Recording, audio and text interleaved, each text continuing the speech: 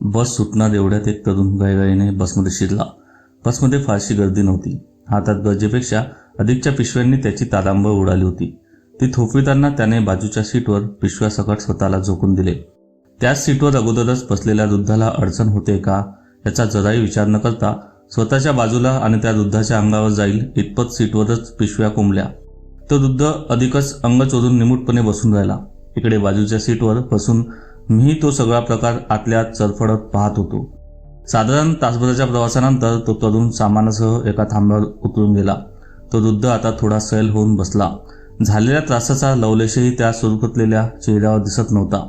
न राहून मी त्या वृद्ध शेजारी जाऊन बसले आणि म्हणाले, आजोबा, तो माणूस त्रास होईल असा वागला. स्वतःचे सामान अक्षरशः तुमच्या अंगावर रचले आणि जाताना साधे आभार मानण्याचेही सौजन्य दाखवले नाही. तुम्ही हे एवढे का सहन केले? चालत्या बसमधून खिडकी बाहेर पाहत त्या आजोबांनी एक दीर्घ श्वास घेतला. क्षणभराने माझ्याकडे पाहिले.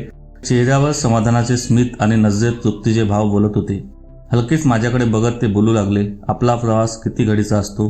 निर्धारित थांबा आला की तो किंवा मी उतरून जाणारच होतो. आता तो अगोदर उतरून गेला. मग एवढ्या अल्प घडीच्या प्रवासात वाद कशाला? जमेल तेवढा सहप्रवास सुखाने सामंजस्याने करायचा. त्याचा दोघांनाही त्रास होत नाही. आजोबा बोलत राहिले. मी स्तब्ध होऊन शब्दनशब्द मनात साठवत राहिले.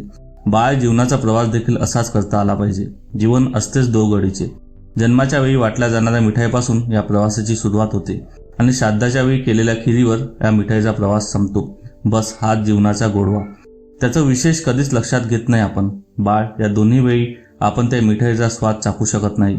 मग मधल्या काळात येणारे कडूगोड क्षण त्याच्यासारखाच आनंद घेत जगता आले पाहिजे. अनेक माणसं भेटतात या प्रवासात. त्या प्रत्येकाचे विचार, स्वभाव, आवडीनिवडी अगदी भिन्न असतात. त्यातली काही अपरिहार्य म्हणून जोडली जातात. त्यात गणगोत, नातलग आले.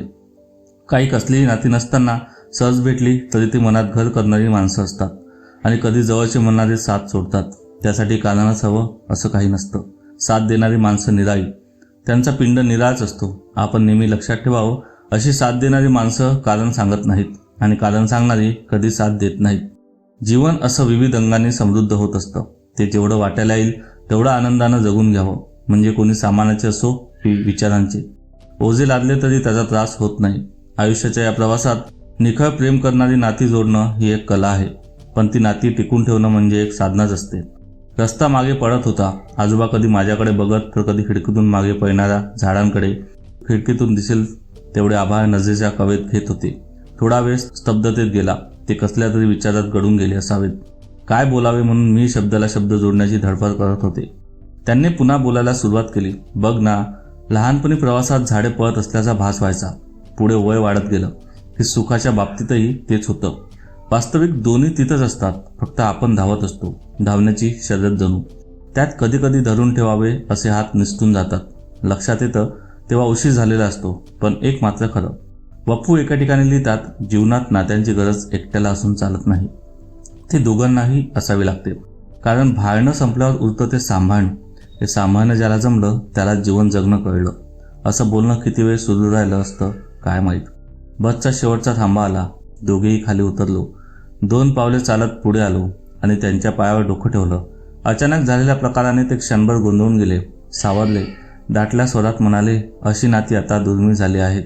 मी उत्तरादाखल पुटपुटले, आजोबा, ज्यांच्या पायावर डोकं टेकवावं असे पाय देखील दुर्लभ झाले आहेत हो. दोघांच्या वाटा वेगळ्या दिशेने जाणाऱ्या. आपापली वाट चालता चालता आकृत्या धुसर होईपर्यंत दोघंही पुन्हा पुन्हा मागे येऊन परस्परांना निरोपित राहिलो. 2 घडीचा डाव, त्याला जीवन असे नाव. धन्यवाद.